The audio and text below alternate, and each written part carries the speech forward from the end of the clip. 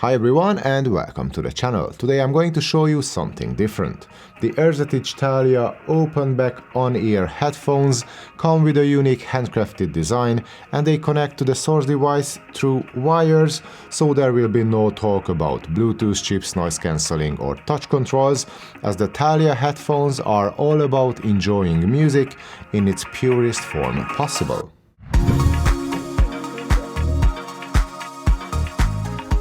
But first, what is Erzatich Audio? Well, they are a boutique manufacturer of headphones and headphone amplifiers based in Slovenia, and they build all their products by hand.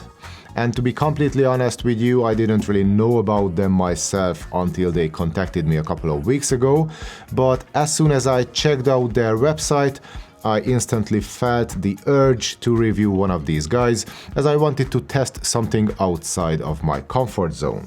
I haven't used open back headphones in a while and I never liked on-ears that much at all, but I ended up getting a free sample of the Thalia headphones from Blaz, who is the founder and owner of Erzatich Audio, so here we are. I'm not getting paid for doing this review, nor did I give anyone any preview privileges, and I'm only sharing my honest and unfiltered opinion with you guys. And onto the headphones themselves, the Thalia has an on-ear open-back design and it can easily be used with portable devices such as phones or tablets. Due to the relatively small size and the weight of only 270 grams, the headphones are easy to carry around, and we also get a thick carry pouch to protect the beautiful handcrafted body from scrapes and scratches when it's thrown in a bag. The cups will not fold in, but they can fold flat, so the package is not the most compact there is, but it's still portable enough. And talking about the octagon-shaped cups, they are made from real wood, and there are a few finish options on the Erzatich Audio website for you to choose from. The sample I got is made from recycled spruce wood, and it does not only look fabulous in real life, but I can assure you that you will not see many others looking like that at all. It's quite a unique design, which in itself might be of value for some. So the cups look great, and the same applies to the rest of the headphones as well. The grills, the headband and the yokes are all made from sturdy metal, and the whole thing is very solidly built by hand. You can sense how much effort and care went into designing and assembling these cans. I love seeing all the little nuts and bolts and all the parts, as it makes me feel that these headphones were made for me and only for me. I know it sounds a bit sentimental, but you will never get such a feeling with those black plastic mass-produced headphones everyone else is wearing on the street.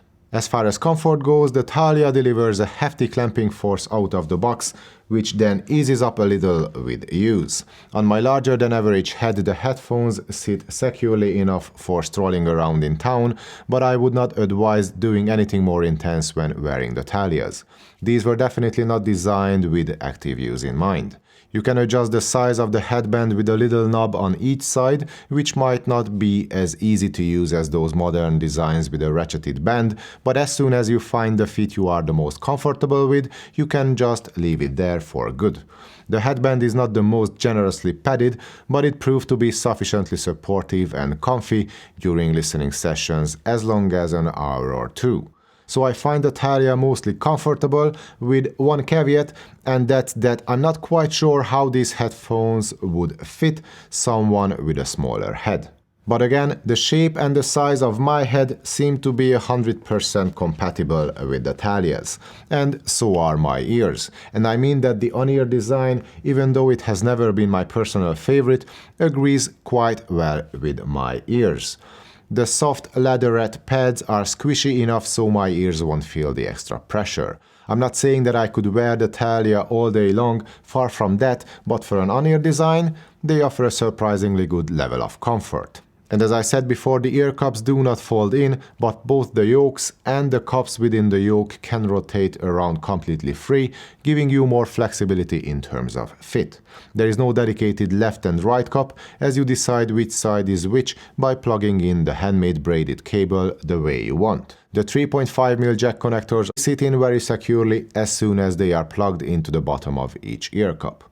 They are so snug in fact that I had to make sure that they are pushed in all the way a couple of times, because you might think they are if you just plug them in casually, and yet it takes an extra little push for the connectors to click in completely. The braided, handmade cable is long enough for on-the-go use, but it might prove to be short in a home stereo scenario. And talking about home use, we also get a 6.3mm adapter for desktop amplifiers, but I found that the adapter I got with my sample was a tiny bit loose. But if I think about it, this was the only thing I could criticize in terms of build quality, and if you are into headphones, you will probably have one or two high-quality adapters hanging around already, so that's no big deal.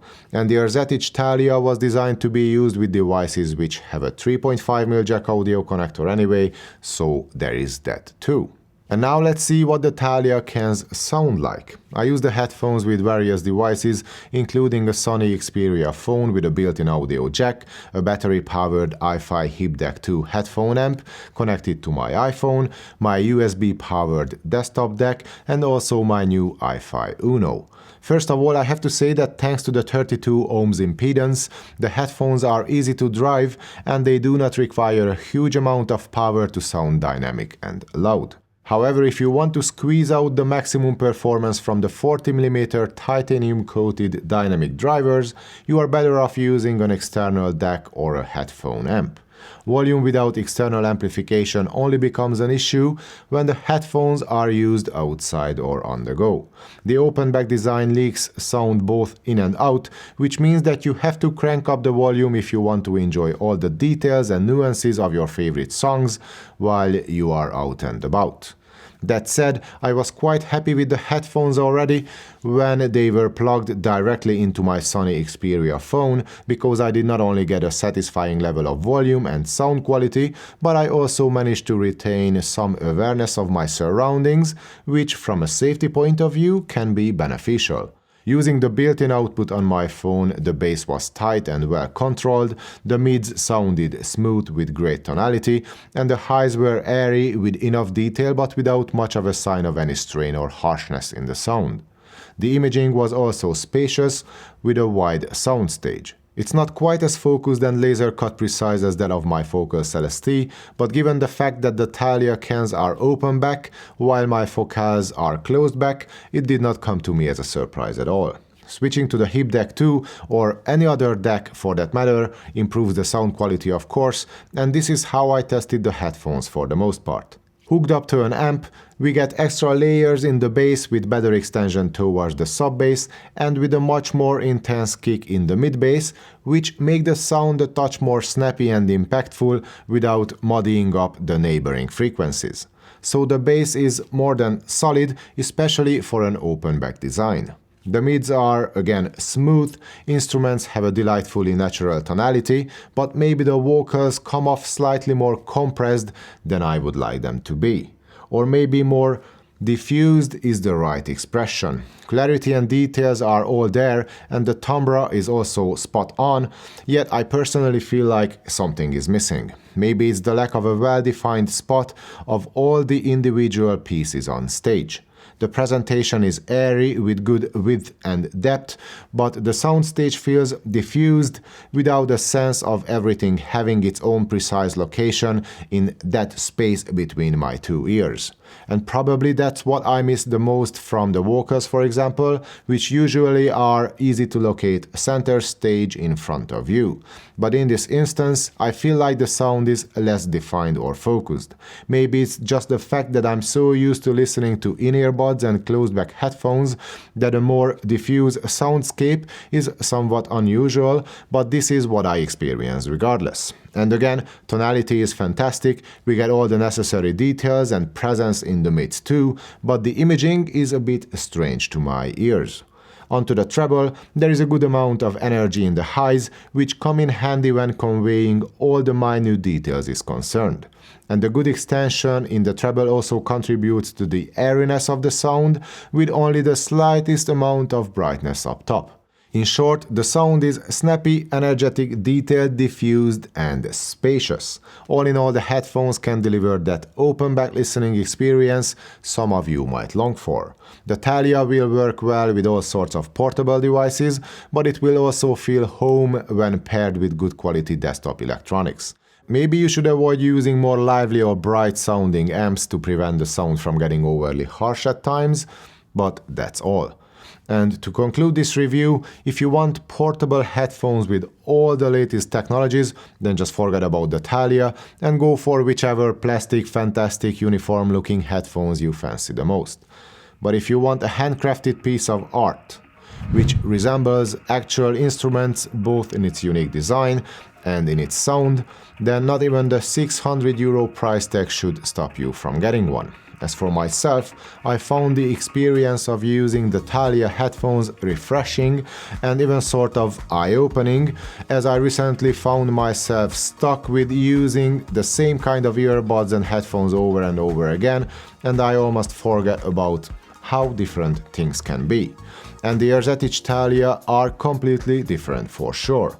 Whether it's a good different or a bad different, well, you will have to decide it for yourself. And that's it for today. If you like this video, please give it a thumbs up and subscribe to the channel. If you have anything to ask, just comment away.